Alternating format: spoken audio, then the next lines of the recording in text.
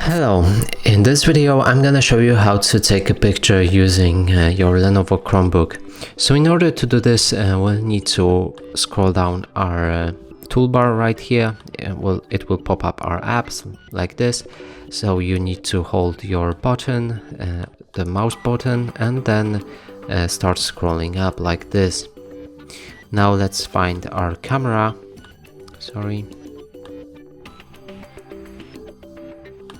Now let's locate the camera. It's right here for me.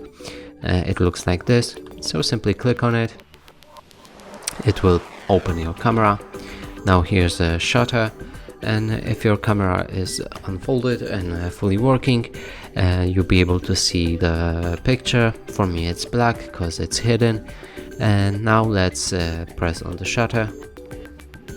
You'll hear the shutter sound, and that's how you take pictures or photos on Lenovo Chromebook.